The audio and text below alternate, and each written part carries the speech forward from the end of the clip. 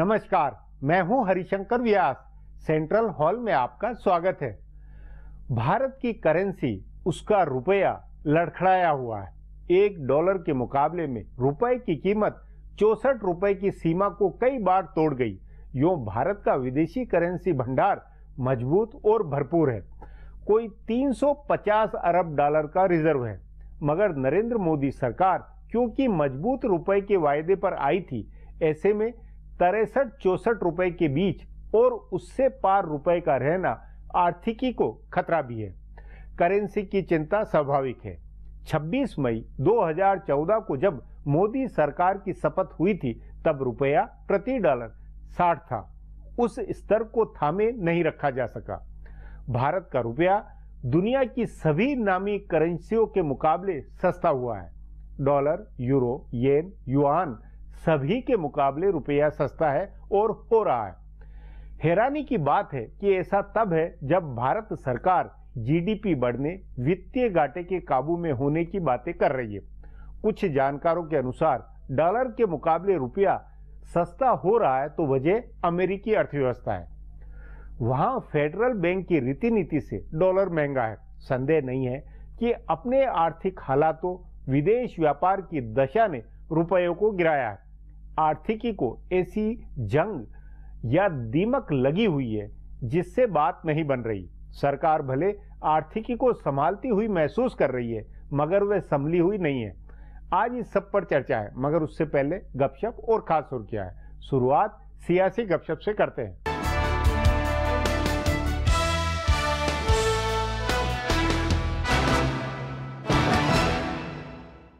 अगला हफ्ता रमजान के पाक महीने का आखिरी हफ्ता होगा, सो इस हफ्ते में सियासी इफ्तार दावतों की धूम रहेगी। कांग्रेस अध्यक्ष सोनिया गांधी अगले हफ्ते इफ्तार देंगी। कांग्रेस में शुरू से इसकी परंपरा रही है और हर साल सोनिया गांधी दावत देती हैं। इसमें बताया जा रहा है कि समान विचारधारा वाली सभी पार्टियों को बुलाया जाएगा। जनता परिवार की सभी पार्टियों के नेताओं को इसमें आमंत्रित किया जाएगा। सपा सुप्रीमो मुलायम सिंह यादव, राजद प्रमुख लालू यादव और जनता दल यू के वरिष्ठ नेता व बिहार के मुख्यमंत्री नीतीश कुमार इसमें हिस्सा ले सकते हैं। एचडी देवेगौड़ा, शरद पवार व प्रफुल्ल पटेल भी शामिल होंगे। ये देखना दिलचस्प होगा कि ममता बनर्जी और करुणानिधि का प्रतिनिधित्व कौन करता है। दूसरी ओर प्रधानमंत्री नरेंद्र मोदी 17 जुलाई को जम्मू कश्मीर के दौरे पर जा रहे हैं। वे जम्मू जाएंगे और श्रीनगर भी जाएंगे। इस दिन रमजान के महीने का आखिरी जुम्मा है। इस दिन का खास महत्व होता है। बताया जा रहा है कि उस दिन प्रधानमंत्री श्रीनगर में इफ्तार दावत में हिस्सा ले सकते हैं। अगर उसी दिन ईद हुई तो प्रधानमंत्री दिवाली की तरह ईद भी घाटी में ही मनाएंगे। हालांकि उनके प्रधानमंत्री बनने के बाद भाजपा के मुस्लिम नेताओं ने भी इफ्तार की दावत देना बंद कर दी थी, लेकिन इस साल राष्ट्रीय स्वयं सेवक संघ से जुड़े राष्ट्रीय मुस्लिम मंच की ओर से इफ्तार की दावत दी गई थी और राज्यों में भी ऐसे आयोजन करने की चर्चा है। भारतीय जनता पार्टी के प्रादेशिक छत्रप मुश्किल में है। मध्य प्रदेश के मुख्यमंत्री शिवराज सिंह चौहान, छत्तीसगढ़ के मुख्यमंत्री रमन सिंह, राजस्थान की सीएम वसुंधरा राजे और महाराष्ट्र के मुख्यमंत्री देवेंद्र फर्नांडिस, चारों के खिलाफ पार्टी के भीतर सुगबुगाहट है। इन चारों नेताओं की वजह से पार्टी का केंद्रीय नेतृत्व रक्षात्मक हुआ है और विपक्ष को हमला करने का मौका मिला है। तभी पार्टी के भीतर नेताओं का एक बड़ा समूह है जो चाहता है कि पार्टी के लिए गले की फांस बनने वाले नेताओं पर कार्यवाही हो। भाजपा के एक वरिष्ठ नेता का कहना है कि जब पहला मामला सुषमा स्वराज और वसुंधरा राजे का आया तो पार्टी ने उनका खुलकर बचाव किया, लेकिन जब एक के बाद एक मामले आने लगे तो पार्टी आलाकमान ने बचाव का जिम्मा नेताओं के ऊपर ही छोड़ दिया। तभी केंद्रीय वित्त मंत्री अरुण जेटली ने व्यापम घोटाले में उच्च स्तरीय जांच की जरूरत बताई है, जिसके बाद शिवराज सिंह चौहान को इसका फैसला करना पड़ा। भाजपा के जानकार सूत्रों का कहना है कि पीडीएस घोटाले का आरोप लगने के बाद रमन सिंह को कहा गया है कि अपना बचाव खुद करें। इसी तरह महाराष्ट्र के मुख्यमंत्री को भी कहा गया है कि वे खुद विवाद सुलझाएं और पार्टी के नाराज नेताओं को शांत करें। भाजपा के केंद्रीय नेतृत्व ने अपने किसी नेता पर कार्यवाही इसलिए नहीं की है कि वह विपक्ष को मौका नहीं देना चाहती, वरना आरोपी नेताओं को लेकर नाराजगी बनी हुई है। कांग्रेस पार्टी का दावा है कि वह संसद के मॉनसून सत्र में विपक्षी एकता बना लेगी। हालांकि अभी तक वह एकता दिख नहीं रही है। एक भूमि अधिग्रहण बिल को छोड़ दें तो दूसरे किसी मामले पर विपक्षी पार्टियों में एकजुटता नहीं है। ज्यादातर प्रादेशिक क्षत्रपों ने कांग्रेस से अलग लाइन पकड़ी है। ललित मोदी मामले में कांग्रेस बिल्कुल अकेले पड़ी है। इक्का दुक्की छोटी पार्टियों को छोड़कर कोई बड़ी पार्टी इस मामले में उसका साथ नहीं देगी। भाजपा नेताओं का मानना है कि 21 जुलाई को संसद सत्र शुरू होने तक व्यापम, फर्जी डिग्री, पीडीएस घोटाला आदि पर से भी लोगों का फोकस हट जाएगा। दूसरी ओर कांग्रेस का मानना है कि ये सारे मुद्दे लोगों की याद में ताजा रहेंगे और जब संसद सत्र में इन मुद्दों को उठाया जाएगा तो बाकी पार्टियां मजबूरी में साथ आएंगी। कांग्रेस को एक बड़ी सफलता वामपंथी पार्टियों को समझाने में मिली है। हालांकि सीपीएम और सीपीआई दोनों ने कांग्रेस से चुनावी तालमेल की संभावना को खारिज कर दिया है, लेकिन मुद्दा आधारित सहयोग के लिए तैयार हो गए हैं। इस बीच सरकार एक रणनीति के तहत भूमि बिल से पीछे हटती दिख रही है। सरकार के प्रबंधकों को अंदाजा है कि इसी मसले पर एकजुटता बन सकती है। अगर इसे छोड़ दिया तो विपक्ष बिखरा रहेगा और सरकार को जीएसटी, रियल एस्टेट आदि बिल पास कराने में आसानी हो जाएगी। संसद का सत्र भी ठीक से निकल जाएगा। अब आज की सुर्खियां ये लीक से कुछ हटकर है और इनसे देश की दशा दिशा को बूझ सकेंगे।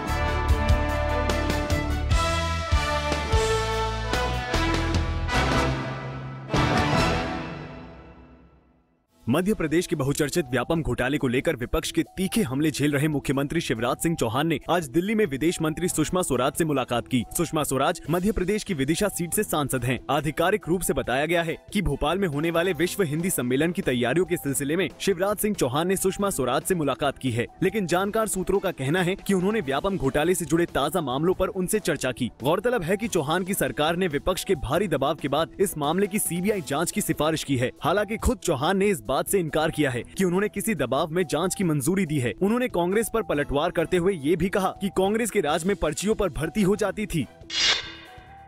व्यापम घोटाले में सीबीआई जांच के लिए मुख्यमंत्री शिवराज सिंह चौहान के हामी भरने के एक दिन बाद आज कांग्रेस ने आरोप लगाया है कि जांच में देरी की गई है। कांग्रेस ने कहा है कि यह आपराधिक मामला है और इस देरी की वजह से बहुत सारे सबूत पहले ही नष्ट हो गए हैं। भाजपा ने इस पर पलटवार करते हुए कहा कि मामला अदालत में विचाराधीन है और अदालत ही सुनिश्चित करेगी कि दोषी को सजा हो और इसमें कांग्रेस की निगरानी की कोई जरूरत नहीं है। कांग्रेस नेता प्रमोद तिवारी ने कहा कि ये घोटाला अपराध, साजिश और हत्या का घृणित अध्याय है। शुरुआती सबूत का अपना महत्व होता है। शिवराज सिंह चौहान सीबीआई को जांच सौंपने में देरी के आपराधिक कृत्य के दोषी हैं और अब बहुत सारे सबूत नष्ट हो चुके हैं।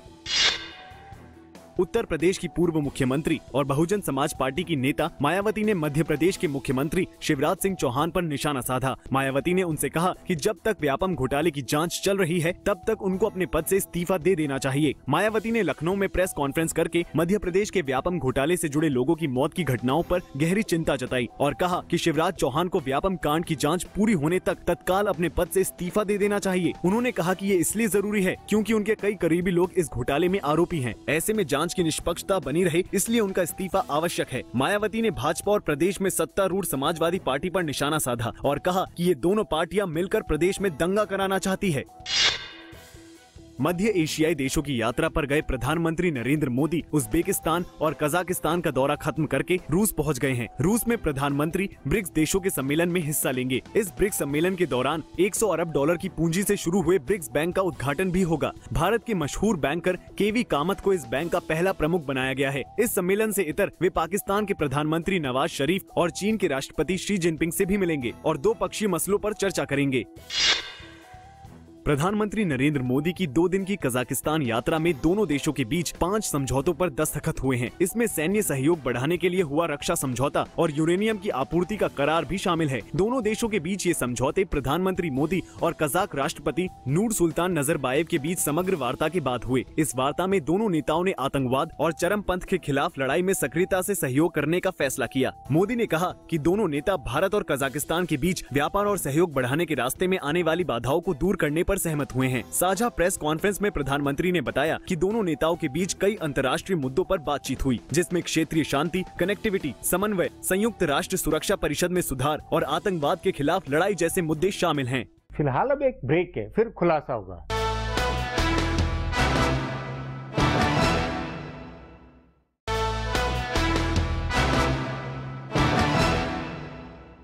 किसी देश की आर्थिकी की ताकत का प्रतीक उसकी करेंसी होती है। दुनिया के बाकी देशों की करेंसी के मुकाबले देश विशेष की करेंसी कौड़ी के भाव वाली है या महंगी, इससे बहुत कुछ तय होता है। उस नाते भारत के रुपए का टिके नहीं रहना या मजबूत न होना मतलब लिए हुए। इस पर आगे चर्चा करें उससे पहले देखें मेरा यह खुलासा।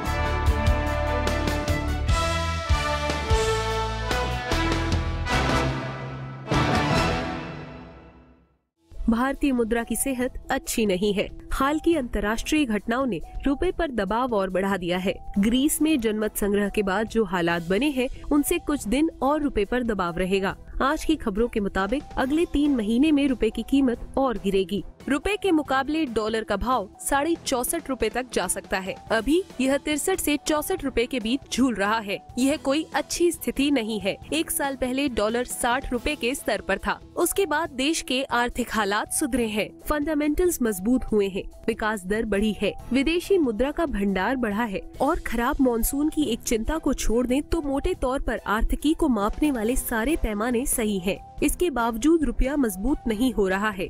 यह निश्चित रूप से भारत सरकार के लिए चिंता की बात है। भारत सरकार ब्याज दरों में कटौती के लिए रिजर्व बैंक पर दबाव बनाए हुए है। बाजार और उद्योग समूह का भी कहना है कि रिजर्व बैंक बहुत ज्यादा पारंपरिक सोच रखे हुए है और उसे साहसी फैसला करना चाहिए। हालांकि आरबीआई के गवर्नर रघुराम राजन ने 3 बार ब्याज दरों में कमी की, लेकिन आगे वे किसी तरह की कटौती से इनकार कर रहे हैं। उनका कहना है कि इससे महंगाई बढ़ेगी। लेकिन अगर ब्याज दरों में कटौती होती है तो महंगे ब्याज दर के कारण जो डॉलर भारत में लगा है वह भी निकलने लगेगा। अमेरिका में फेडरल रिजर्व की नीतियों के कारण ब्याज दर बहुत कम है, जिससे डॉलर का निवेश भारत जैसे ऊंची ब्याज दर वाले देशों में होता है। इसके कम होने का असर भी रुपए की सेहत पर पड़ सकता है। असल में अमेरिका 2008 की आर्थिक मंदी से बाहर निकल आया है। उसकी अर्थव्यवस्था मजबूत हुई है और इस वजह से अंतर्राष्ट्रीय बाजार में डॉलर की स्थिति भी मजबूत हुई है। इस कारण बैंकों से लेकर तमाम निर्यातकों के बीच डॉलर की मांग बढ़ी है। यही कारण है कि रुपया दबाव में है। अंतर्राष्ट्रीय बाजार में यूरोप की साझा मुद्रा यूरो के मुकाबले डॉलर की साख मजबूती से स्थापित हुई है। इस वजह से भी उसकी मांग बढ़ी है। ग्रीस संकट के बाद से डॉलर की मजबूती का ट्रेंड जारी है। डॉलर के मुकाबले रुपए के कमजोर होने से अंतर्राष्ट्रीय बाजार में भारत की अर्थव्यवस्था के लिए सकारात्मक संदेश नहीं जा रहा है। लेकिन साथ ही सरकार भी देश के लोगों को अंतर्राष्ट्रीय बाजार में कई चीजों की कीमतों में हुई गिरावट का पूरा फायदा नहीं दे पा रही है। मिसाल के तौर पर कच्चे तेल की कीमतों में भारी गिरावट आई है, लेकिन चूंकि डॉलर के मुकाबले रुपए की स्थिति मजबूत नहीं है, इसलिए सरकार कच्चे तेल के दाम में कमी का पूरा फायदा आम लोगों को नहीं दे पा रही है। रुपए की सेहत खराब होने का एक बड़ा खतरा व्यापार घाटा बढ़ने का है। भारत का व्यापार घाटा लगातार बढ़ रहा है। पिछले साल के आखिर में यह 17 अरब डॉलर हो गया था। सो अंदाजा लगाया जा रहा है कि भारत का निर्यात कम हो सकता है। निर्यात घटने से कई जरूरी चीजों की कीमतें बढ़ सकती हैं। पिछले वित्त वर्ष के शुरुआती दिनों में संस्थागत विदेशी निवेश बढ़ने से रुपया मजबूत हुआ था, लेकिन अब उसमें भी कमी आई है, जिससे रुपए की सेहत पर बुरा असर पड़ा है। अब एक ब्रेक है, उसके बाद अपने रुपए और आर्थिकी की सेहत पर चर्चा करेंगे।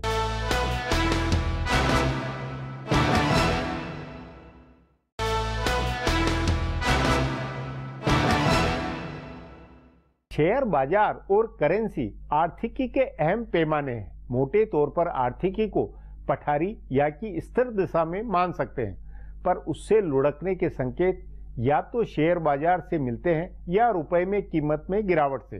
दोनों को थामने में सरकारी मैकेनिज्म काम कर रहा है। इस पर चर्चा के लिए आज मेरे साथ आर्थिक मामलों के जानकार आनंद प्रधान हैं।